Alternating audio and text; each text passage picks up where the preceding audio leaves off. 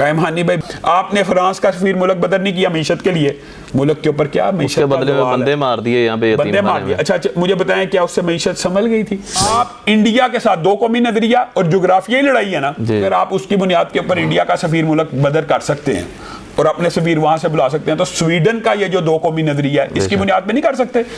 जब किसी सियासतदान की अपनी दौरे हुकूमत होती है तो वो ना तो सफ़ीर को पाकिस्तान से भेजने की बात करता है, ना अपना सफ़ीर वापस बुलाता है, लेकिन जैसे ही इनकी हुकूमतें जाती हैं तो इनके अंदर वो मुसलमानियत भी जाग जाती है, जज्बा ईमानी भी जाग जाती है, फिर इनसे बड़ा आशिक रसूल भी कोई नहीं होता, फिर इनसे बड़ा रियासत मदीना का दावेदार भी कोई नहीं होता। आप वही हैं शहबाज शरीफ साहब जो इमरान खान के दौर में कहते थे फ्रांस का सफीर मुल्क बदर कर दिया जाए और ये हो गया। अभी शेख रशीद साहब भी कह रहे हैं इनकी दौरे हुकूमत में, अब इनके दौरे हुकूमत में इमरान खान साहब कह रहे हैं, जिन्होंने अपने दौरे हुकूमत में फ्रांस के सफीर को डिफेंड किया, आज वो कह रहे हैं मुल्क बदर किया जाए।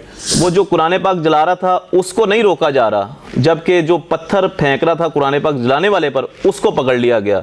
यूरोप ने कभी इंजील को जलते हुए देखा है, तौरात को जलते हुए देखा है, गीता को जलते हुए देखा है, वेदों को जलते हुए देखा है? नहीं देखा। आप यूरोप के अंदर किसी यूरोपीय मुल्क की करेंसी को आग लगा सकते हैं? नहीं लगा सकते। झंडे को आग लगा सकते हैं? दस्तूर जुर्म है, ये तो जुर्म है। एक इंसान की तौहीन का वहां पे कानून मौजूद है, तो आप किस असूल के तहत मुसलमानों की मुकद्दस किताब को जला सकते हैं?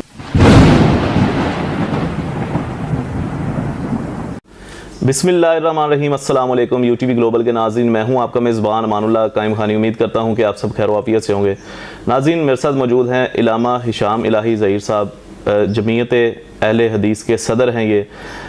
आज बात करेंगे कुरान पाक की जो बेहुरमती हुई, स्पेशली कुछ अरसे जो मामला चल रहे हैं, कभी हजूर सल्लल्लाहु अलैहि वसल्लम की शान में गुस्ताखी की जाती है, कभी हमारे नबी पे जो किताब नाजिल हुई कुरान मजीद उसकी गुस्ताखी की जाती है। स्वीडन ने पहली बार नहीं, ये कई बार ये मामला जो है उसे दोहराया है। सबसे पहले तो बताइएगा कि मस्जिद के बाहर ईद के दिन ही खड़े होकर और वो कुरान पाक को जलाना, फिर वहाँ पे मजमे में 200 के करीब लोग खड़े थे जो उसके इस गुस्ताख के इस अमल को सराह नहीं रहे थे, उसकी मुखालफत कर रहे थे, बल्कि वहाँ पे ये देखने में आया कि एक शख्स ऐसा था जो उस पर पत्थर फेंकना चाह रहा था, उसको पुलिस पकड़ रही थी, पत्थर फेंकने वाले को, जो कुरान पाक जलाने वाले पर पत्थर फेंक रहा था, जबकि कुरान पाक जो जला रहा था उसे खुली आज़ादी दी जा रही थी।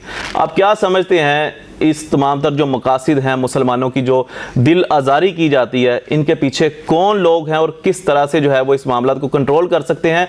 और वो जो कुरान पाक जला रहा था उसको नहीं रोका जा रहा, जबकि जो पत्थर फेंक रहा था कुरान पाक जलाने वाले पर उसको पकड़ लिया गया। बताइएगा इसके ऊपर क्या कहते हैं आप? बिस्मिल्लाहिर्रहमानिर्रहीम। कायम हानी भाई, बुनियादी तौर के ऊपर जो बात आपने की है, आप खुद देख लें, ये तो तबले जंग बजाने के एक मुतरादिफ अमल है स्वीडन का, और ये ऐसी तौहीन करना किसी मज़हब की, किसी इतने बड़े मज़हब जिसकी तादाद 2 अरब के करीब हो, उसकी मुकद्दस किताब, उसका दस्तूर, उसका आइन, उसकी जान, उसका तन मन धन जिसके ऊपर फिदा हो, उसको जलाने की इजाज़त देना बज़ाते खुद इतना कबीह अमल है, बज़ाते खुद इतना शर्मनाक और अफसोसनाक अमल है कि जो मगरिब ने अपने नाम नहाद मैं तो कहूँगा कवानीन बनाए हुए हैं, या आज़ादी इज़हार के जो स्लोगन्स बनाए हुए हैं, या ये जो कहते हैं हम किसी के दिल को टीज़ नहीं करते, हम किसी के दिल को नुकसान नहीं पहुंचाते, हम सेंटिमेंट्स का तहफ़्फ़ुज़ करते हैं, हम किसी के जज्बात को मजरूह नहीं करते, ये पूरी इंसानियत के नारे हैं उनके। लिबरल और सेकुलर सोच ये है कि हम तो जानवरों के हकूक़ का भी तहफ़्फ़ुज़ करते हैं, तो आप तो इंसानों के दिलों के अंदर उठने वाले जज्बात की भी कदर नहीं करते। और आप ईद के दिन मुसलमान 2 अरब के करीब ईद की नमाज अदा कर रहे हैं, ये एक सिंबॉलिक रिप्रेजेंटेशन होती है, यानी अलामती इसको इजहार उन्होंने किया कि जब पूरी दुनिया के मुसलमान अपनी एक अजीम शायरिल्लाह कुर्बानी के अंदर मसरूफ़ हैं या ईद के अंदर मसरूफ़ हैं, उस दिन हम मुसलमानों की मुकद्दस किताब को जलाने की इजाज़त देंगे। मैं आपसे ये सवाल पूछता हूँ, यूरोप ने कभी इंजील को जलते हुए देखा है, तौरात को जलते हुए देखा है, गीता को जलते हुए देखा है, वेदों को जलते हुए देखा है? नहीं देखा। हत्ता कि कभी आपने किसी मुसलमान को इन तहरीफ शुदा किताबों को जलाते हुए देखा? नहीं देखा। आप यूरोप के अंदर किसी यूरोपीय मुल्क की करेंसी को आग लगा सकते हैं? नहीं लगा सकते। झंडे को आग लगा सकते हैं, दस्तूर, जुर्म है, ये तो जुर्म है। یعنی توہین عدالت کیا ہے، ہتک عزت. دیکھیں ہتک عزت کیا ہوتا ہے؟ وہاں کے لوگ اٹھتے ہیں کہ اس نے میری توہین کی. ایک انسان کی توہین کا وہاں پہ قانون موجود ہے. ہتک عزت کے جو لاز ہیں پاکستان میں بھی وہاں سے ہی آیا، اللہ حدیت عرفی جس کو کہتے ہیں. ہتک عزت کے پوری دنیا میں قوانین موجود ہیں. توہین عدالت کے پوری دنیا میں قوانین موجود ہیں. توہین اداروں کے قوانین موجود ہیں. آپ آرمی کی توہین کر سکتے ہیں، آپ کسی انسٹیٹیوشن کی توہین کر سکتے ہیں دستور کی. یعنی آپ نے خود قوانین بنائے ہوئے ہتک عزت کے، توہین عدالت کے، توہین کرنسی کے، توہین پرچم کے. تو آپ کس اصول کے تحت مسلمانوں کی مقدس کتاب کو جلا سکتے ہیں؟ نہیں جلا سکتے. آپ اپنے پیرامیٹرز میں بھی فیل ہیں. آپ نے جو پیرامیٹرز بنائے ہیں اخلاقیات کے، آپ اس میں بھی ناکام اور فیل ہو گئے، اور آپ نے اپنے حسد کا، بغض کا اعلان کر دیا. جس طرح فرانس نے مسلمانوں کے خلاف اعلانیہ طبل جنگ بجایا تھا، رسول اللہ صلی اللہ علیہ وسلم کو حقوں کو چھاپنے والے کو پروٹیکشن دے کے، اسی طرح سویڈن نے بھی اس کے نقش قدم کے اوپر چلتے ہوئے طبل جنگ بجا دیا ہوا ہے. یہ مسلمانوں کی بے حسی ہے، بے ضمیری ہے. ان کے سر کے اوپر جو نہ رینگے. یہ تو ہمیں اپنے اوپر مرثیہ کرنے کی ضرورت ہے. سر مجھے بتائیے گا، انٹرنیشنل لیول پہ ترکی کو دیکھ لیں، آپ عرب ممالک کو دیکھ لیں، بڑا اسٹرانگ موقف جا رہا ہے. اسپیشلی آپ نے دیکھا ہوگا ترکی نے جو ہے وہ نیٹو کی جو رکنیت سازی حاصل کرنے کے لیے وہ بھی اسے معطل کر دیا. اور مجھے آپ بتائیے گا، ملک پاکستان میں بھی موجودہ سیاستدان بھی ہیں. اچھا یہاں پہ ایز اے مسلمان وہ جو ہے وہ اس پہ کر لیتے ہیں کہ جناب ہمیں افسوس ہوا ہے، ٹھیک ہے آپ کو یہ نہیں کرنا چاہیے تھا. ایز اے مسلمان حکمران یہاں پہ جو پاکستان میں موجود ہیں وہ کیا کر رہے ہیں؟ گزشتہ آپ نے دنوں میں دیکھا ہوگا کہ مطلب جب کسی سیاستدان کی اپنی دور حکومت ہوتی ہے تو وہ نہ تو سفیر کو پاکستان سے بھیجنے کی بات کرتا ہے، نہ اپنا سفیر واپس بلاتا ہے. لیکن جیسے ہی ان کی حکومتیں جاتی ہیں تو ان کے اندر وہ مسلمانیت بھی جاگ جاتی ہے، جذبہ ایمانی بھی جاگ جاتی ہے. پھر ان سے بڑا عاشق رسول بھی کوئی نہیں ہوتا، پھر ان سے بڑا ریاست مدینہ کا دعوے دار بھی کوئی نہیں ہوتا. اس تمام تر معاملات کو آپ کیسے دیکھتے ہیں؟ قائم ہانی بھائی، بنیادی طور کے اوپر جو ترکی کی آپ نے بات کی ہے، ہم اس کو سراہتے ہیں سبل کو. انہوں نے یہ جو آئندہ آنے والے اجلاس میں انہوں نے کہا اگر سویڈن نیٹو میں شامل ہوگا تو ہم اس میں شامل نہیں رہیں گے. یہ ایک مؤثر احتجاج ہے.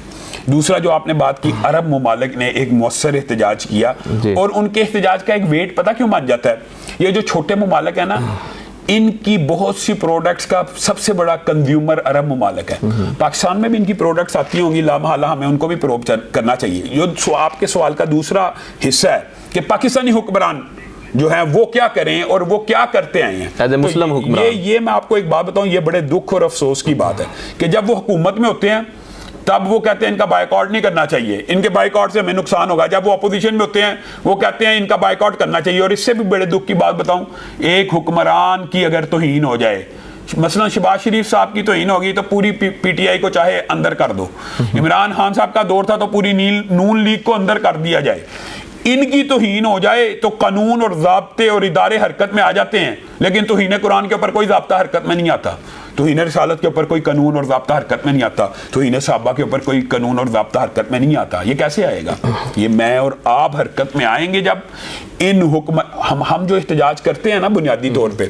یہ بات درست ہے قائم ہانی بھائی کہ پاکستان کے اندر جب بھی میں نے مثلا احتجاج کی کال دی ہے نا جمعے کی اور اتوار کی، تو لوگ میری پوسٹ کے نیچے آ کے کہہ رہے ہیں کہ آپ پاکستان میں احتجاج کریں گے تو اس کا کیا فائدہ ہوگا اپنے ملک میں. ہم اپنے ملک میں جلاؤ گراؤ کے قائل نہیں ہیں کہ پاکستان میں جلاؤ گراؤ کو کوئی فائدہ نہیں، لیکن پاکستان میں احتجاج کا یہ فائدہ کہ ان بے حس اور بے ضمیر مسلمانوں کو تو جگایا جائے کہ آپ انڈیا کے ساتھ دو قومی نظریہ اور جغرافیائی لڑائی ہے نا، تو یہ وہی لڑائی ہے. دو قومی نظریہ بھی اسلام اور مذہب، بنیادی طور پہ اگر آپ غور کریں دو قومی نظریے کے اندر بھی مذہب شامل ہے. تو اگر آپ اس کی بنیاد کے اوپر انڈیا کا سفیر ملک بدر کر سکتے ہیں اور اپنے سفیر وہاں سے بلا سکتے ہیں، تو سویڈن کا یہ جو دو قومی نظریہ ہے اس کی بنیاد پہ نہیں کر سکتے؟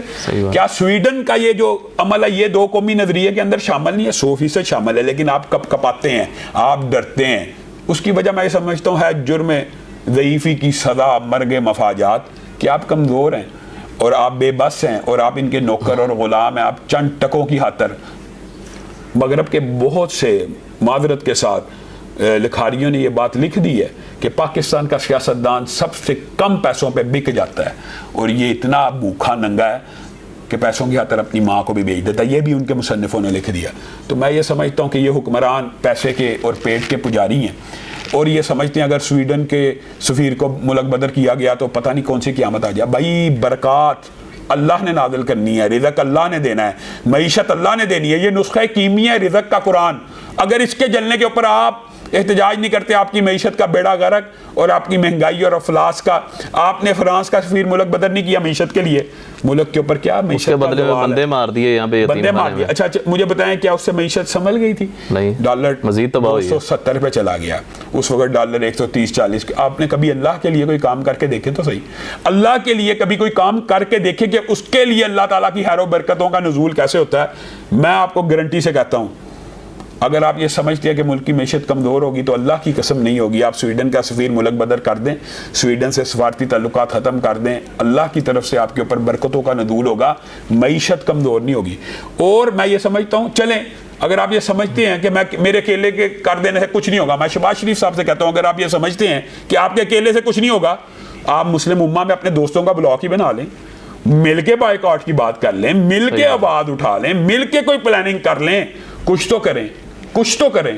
اگر ابھی بھی آپ کے اوپر اور آپ کے ضمیر کے اوپر, آپ وہی ہیں شہباز شریف صاحب جو عمران خان کے دور میں کہتے تھے فرانس کا سفیر ملک بدر کر دیا جائے اور یہ ہو گیا. ابھی شیخ رشید صاحب بھی کہہ رہے ہیں ان کی دور حکومت میں, اب ان کے دور حکومت میں عمران خان صاحب کہہ رہے ہیں, جنہوں نے اپنے دور حکومت میں فرانس کے سفیر کو ڈیفینڈ کیا, آج وہ کہہ رہے ہیں ملک بدر کیا جائے. تو میں یہ سمجھتا ہوں یہ تو منافقت ہے سیاستدانوں کی, مذہبی رہنماؤں کو آگے آنا چاہیے. میں درد دل سے یہ بات سمجھتا ہوں کہ مذہبی جماعتوں کو اپنا رول پلے کرنا چاہیے اور اس قسم کے امور کے اندر ان کو قائدانہ کردار ادا کرنا چاہیے تاکہ حکمرانوں کو پتہ لگ جائے کہ یہ اگر ہم نے کام نہ کیا تو پورے پاکستان کا مذہبی ووٹ بینک آپ کے خلاف ہے. اور میں یہ عوام سے بھی مطالبہ کرنا چاہتا ہوں کہ آپ چن چن کے ایسے لیڈروں اور حکمرانوں کو نامینیٹ کریں کہ جن کو آپ نے ووٹ نہیں دینا, جو ٹرانسجنڈر بل کے اندر مبتلا ہوئے, جنہوں نے پاکستان کے اندر ہولی کے تہواروں کی, یہ دیکھے رانا تنویر صاحب وزیر تعلیم, انہوں نے ہولی کے تہوار کے اوپر ایجیٹیشن کے اوپر جب ایک مراسلہ HEC نے لکھا اس کو معطل کر دیا, راجہ پرویز اشرف صاحب. تو ہمیں مل جل کے مذہبی جماعتوں کو یہ کردار ادا کرنا پڑے گا کہ ان حکمرانوں کو, ان نمائندوں کو ٹارگٹ کیا جائے جو اسلام دشمنی میں آگے.